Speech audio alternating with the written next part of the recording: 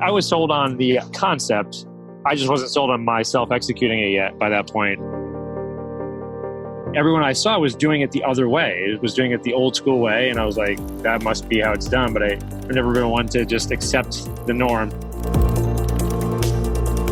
I'd rather figure out a way to make any deal so good by getting it on terms that it doesn't matter whether it's a flip market or not. And my first hang up was, number one, can we buy equity over the phone? And I thought that maybe we could do that. And I thought probably. And so it became pretty apparent very quickly that yes, we can.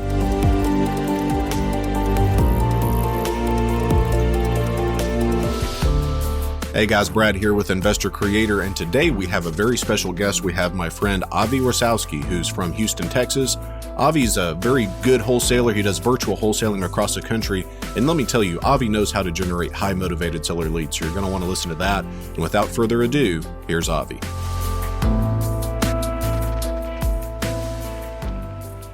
Avi, welcome to Investor Creator.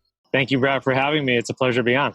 Yeah. So just kind of tell us about your background. I mean, what you started from, where you're from, and kind of the transition into real estate, why real estate and all of that. Just kind of give our audience a little bit of who is Avi. Sure. First and foremost, I am a husband and father of three. My wife and I we live in Houston right now. We're moving to Charlotte, North Carolina. I don't know if I told you that, but we're moving to Charlotte in a couple of months. Very cool. Born and raised in Albany, New York. Lived in a bunch of places around the country. And I actually lived in Israel when I was very, very young. But I sort of fell into real estate.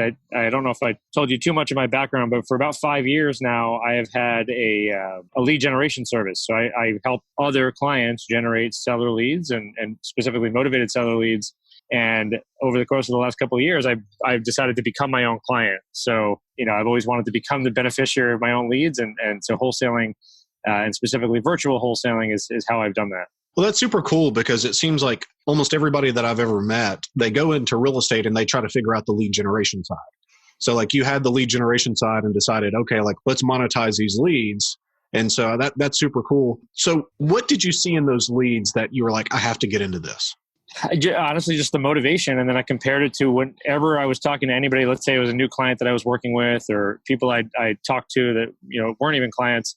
They would tell me about what they were doing for leads. And I was sitting there like, wait, you're knocking on doors, you're driving for dollars, you're doing direct mail. Like, why are you doing that? And it's, some of them are just, it's the cheaper, free way to go. But I've known the power for about 5 years of an internet lead. And when somebody's got intent, specifically when they're going to Google or Bing and they're typing in something very specific and they want that now, for example, a cash offer for their house. Right. I could never think, well, why would I want to deal with anybody else who's not that motivated? It just seems like a waste of time. Yeah. And that's one thing I'll say. And I'm big on talking about push versus pull marketing. So it's like if you're pushing people with direct mail or, the newest thing is ringless voicemail, which I think probably is the new direct mail or, knocking doors, you're really pushing people to talk to you. But if you're there when they're looking for you, like the Google AdWords leads, it's a big, big difference in the motivation. And it's a big difference in the negotiation. A lot of people don't really realize that. But I remember Avi at one point, and I used to know the numbers. I don't really keep up with it now. But with our Google AdWords leads, we were getting like every 12 leads, we were buying a house. I mean, that's when I was sold on it because at that point, it was like, certainly never going to happen with direct mail. It's not going to happen door knocking. It's not going to happen certainly driving for dollars. So I was sold at that point and it's been great. So that's awesome. That's another great numbers. Yeah, they were. And I don't know what they are now, but they're not that good. So tell me about your first deal. So you decided I'm going to be an investor. What was your first deal? What did that look like? So my first deal, and I think I've shared part of this story with you, but my first deal wasn't on my own. My first deal was with a client. I co-invested in some campaigns with a few clients, and one of them said, hey, I'll give you a piece of the action if we close it, and a lesser fee for the lead side. So that was kind of when I got my feet wet. But the first deal on my own was a deal. It was a virtual deal without knowing what virtual wholesaling was. Technically, it was some guy I knew was motivated because he typed in "sell my house fast," and he came from a little town in Texas between Fort Worth and Abilene. It's called Breckenridge, Texas. Okay. Not to be confused with Breckenridge, Colorado, right. Which would have been a great lead. Difference. Yeah, and it was so it was a purchase price of $41,000.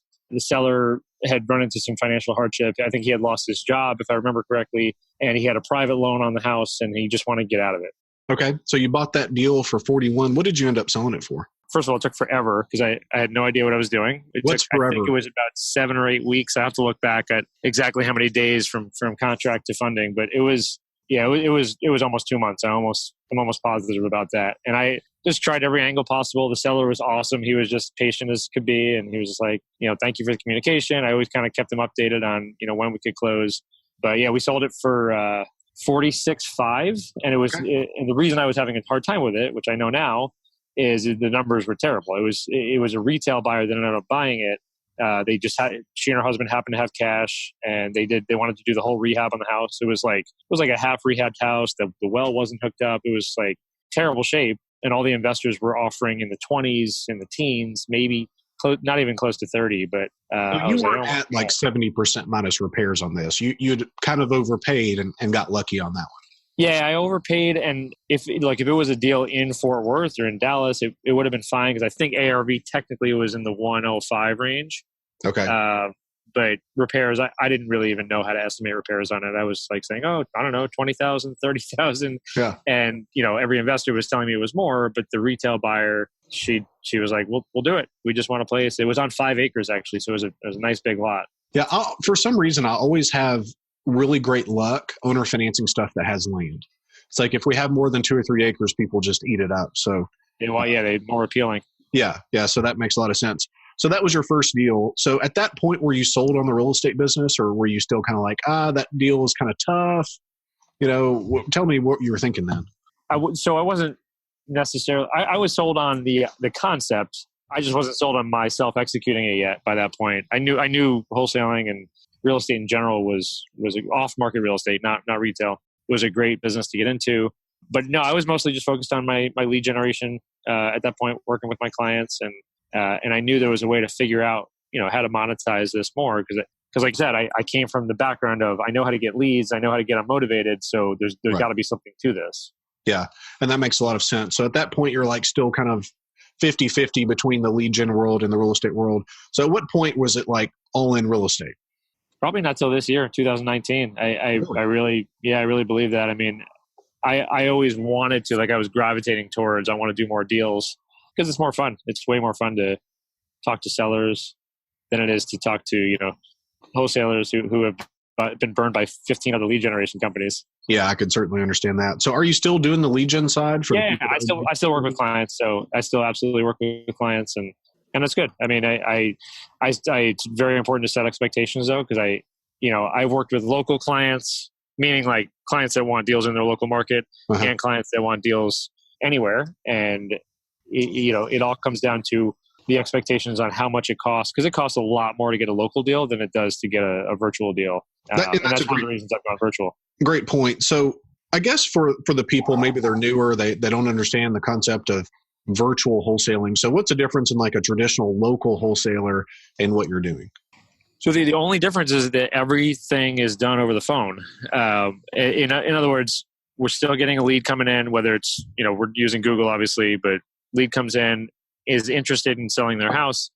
We're screening for motivation, but we're doing it over the phone. Our close on the phone is not, okay, when can I come see your house? Tomorrow at X time. It's the continuation of that whole conversation and negotiating down to the deepest discount that seller's willing to let their house go for.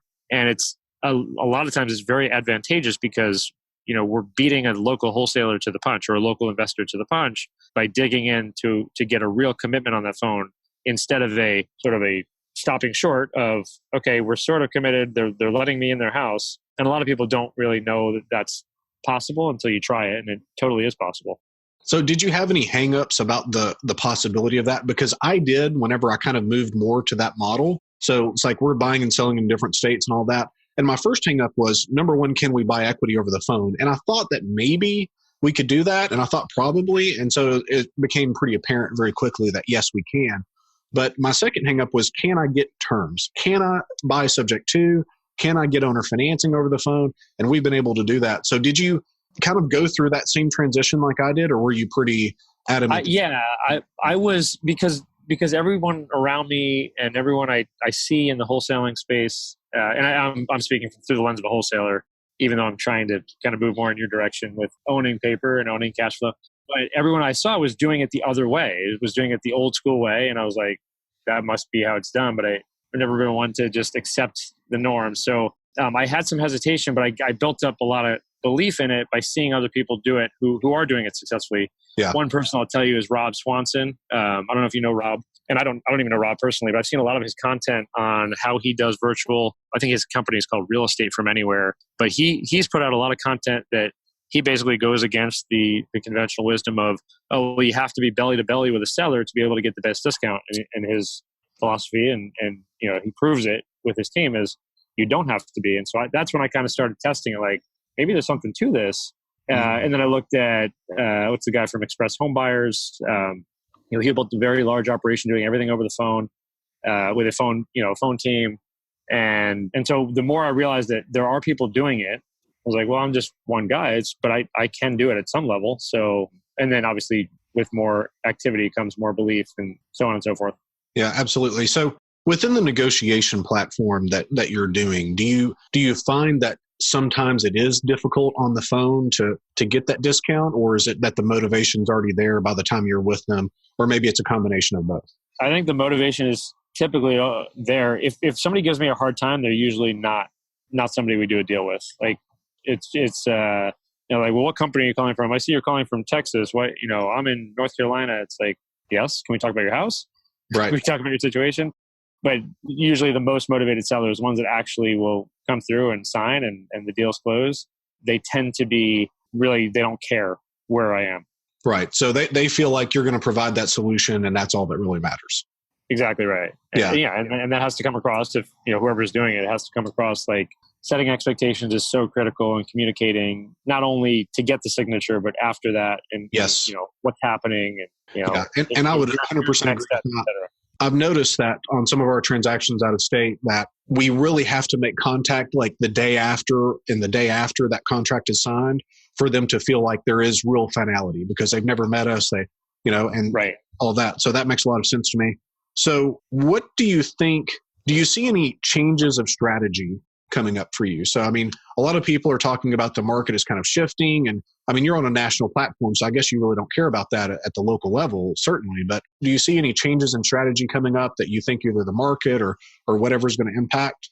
Definitely buying on terms. I mean, you were definitely instrumental in helping me do that, is figuring out how to get a great deal, but then switch to terms right after that. And so I think that's the big shift for me, and everybody I talk to that's doing sub 2 deals, or anyone that's involved in any kind of seller financing, that they just see that wholesaling is going to have a limit to it. Let's just say there's always going to be flippers out there that you can wholesale a property to. Right. I'd rather figure out a way to make any deal so good by getting it on terms that it doesn't matter whether it's a flip market or not. And honestly, I like the whole livable house model anyway.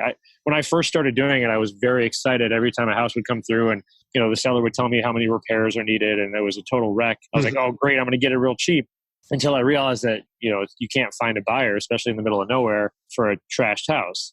So I'd much rather have a livable house that's cash flowing. And so that's what I kind of keep my antennas up for now is livable houses instead of trashed houses. Yeah, and that makes a lot of sense. So you mentioned smaller markets, and I've heard you talk about like a town of 50,000 would be like a major metro as far as like what for me, yeah. So I mean, what do you see is typical, and do you see that there are markets that are just like almost too small? So it's like for us, if we're in Littleton, Kansas, if there is such a thing, I don't know if that's a deal that I really want, but I could certainly be wrong on that. So do you see that there are towns that are too small? Yeah. So like, I think 30 to 50,000 is a really nice sweet spot in terms of population size. If it's 2, 3, 4,000 people, it's very hard because there's not a lot. I mean, if I put a deal out on Facebook Marketplace for, owner financing or for rent or whatever, there's just not a lot of traffic. And, the seller knows the pastor and the mayor and the sheriff, and it's like everyone knows the house, right? And they're like, oh yeah, we don't want that house. But 30,000 is a nice, like there's enough meat in that kind of market. Right. We're working a deal in Hutchinson, Kansas right now, where it's like, okay, we've got people with money, a $0 down deal. And we've got buyers coming in with right now 6,000 is the highest we're getting, but we'll try to get 8, 10,000, however much we can on a down payment. And as long as there's some kind of industry that's employing people, either in that town or relatively short distance, 15, 20-minute drive away from there. Mm-hmm. That's what I'm looking for is are there people with stable income around there? Yeah, that makes a lot of sense. So tell me, like, what is a deal that stands out in your mind as being like one of your best deals? So if you had to tell someone, like, you're not going to believe this one, good or bad, I guess. Oh, man. Tell us about some of the deals that just kind of stick out in your mind. Two things come to mind. One is a deal that, and I work with partners on both of them, and that's a huge thing in virtual. You have to rely on other people. Sometimes it takes a haircut on the profit, but that's okay. So one of them is, sort of unreal because it was like nobody could wholesale this property. It's in the middle of freaking nowhere. And then the other one was a nice numbers deal. The middle of nowhere one was Springfield, Vermont, and I worked with a really good friend of mine and partner, Luke Mitchell. I don't know if you know Luke, but I was like, I can't find a buyer. Good luck, Luke. Take it. I'll JV on it if you can find somebody. And he found a buyer in the middle of Springfield, Vermont, which is, I'm not looking now, but I think it's like, I'll look a little bit later. I think it's like 2,000 or 3,000 people. So one of those impossible markets. Yeah. Happened to be a guy. The buyer actually happened to be from Houston, and we didn't realize that until we were in the middle of closing the deal. But he wanted it, and he was going to put some work into it. There was total wreck. The person who lived there unfortunately had passed away. And then the second deal was in not Fort Wayne. It was Boonville, Indiana, just outside of Evansville, Indiana. Yeah. And that was a good one. That was a flip property. It was ARV was about 165 to 170 range. And we got under contract for 32 and made a good 22,000. But that was with a JV partner, and he found the buyer, and I got the seller, and we were both happy. Actually, all four of us were happy. Wholesaler, A, B, seller, and buyer. Yeah, and that's perfect. I mean, the win-win deals are the best. So what would you say on these transactions that you really don't have like a buyer list or whatever, I'm assuming, for a lot of these deals? So at that point, you're like basically co-wholesaling with another wholesaler and they're bringing the buyer in?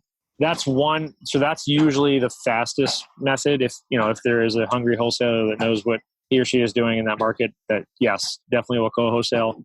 If that strategy is not available, let's say there's no wholesalers, or I don't want to share the profit, there's 7 or 8 other methods to use. So for example, multiple avenues on Facebook itself. So Facebook ads, Facebook Marketplace, Facebook groups, both national groups and local groups. And then of course, the old school Craigslist, and I can't, basically anything digital that I have my fingertips on, I can do. I can't put bandit signs in. I don't really want to pay somebody to do that. Even Let Go. I think I mentioned this to you the other day. I don't know if you have the app Let Go, but people sell all kinds of stuff on the Let Go app.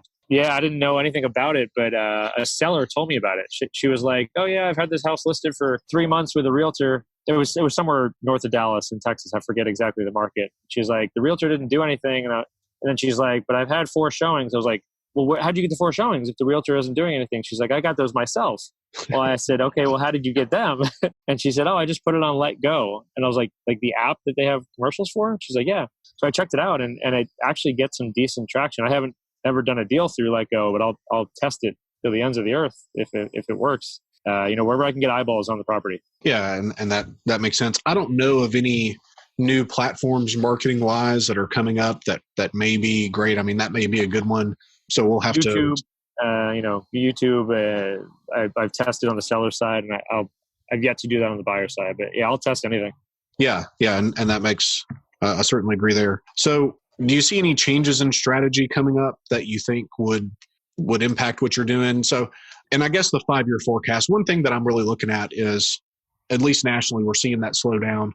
Do you think that moving to the owner finance model is something that you think you're going to do, or are you going to do? Oh yeah, definitely. I mean, I'll tell you that Boonville, Indiana deal I was telling you about. Yeah. The buyer buys it for $54,900, I think. And he gets to work on the house, and literally the weekend after he bought the house, he starts working on the house, and he told me he had somebody drive up in a pickup truck, said, "Hey, can I buy this house from you?" And he had just put 54 in, and the guy he didn't end up buying it, but the guy was offering somewhere in the $90,000 to $100,000 range. So it was just like, it opened my eyes to this whole buyers will buy as is, kind of rough, but semi-livable. Yeah. And so, yeah, owner finance is, from everything I'm seeing, from what you're doing, Mitch Stevens, Ron LeGrand, all these players out there that know way more than I do. It's so recession proof, right? There's so many advantages to being the bank, basically, right? And yeah, so I definitely want to move towards that. Yeah. One thing that I keep coming back to is how big the buyer pool is for owner finance properties. So, and I don't remember the exact numbers, but it was something like in January, 31% of mortgage applications were denied, which means right now, mid-April, that basically for every 2 houses that are selling retail, another one could be sold had the people been able to get the money. And that's a big, Absolutely. Cool. Well, Avi, man, I appreciate it. How do people get in touch with you if they're interested in your lead service or what you're doing with that? Oh, just find me on Facebook. I'm the only Avi Rasowsky on Facebook. That's true. Yeah. So that's the easiest way usually. Yeah. And Avi knows his stuff, guys. So if you're interested in that, definitely give Avi a shout. Avi, appreciate it, man. Enjoyed it. And I know the listeners did too. Oh, thank you so much, Brett. It was a pleasure.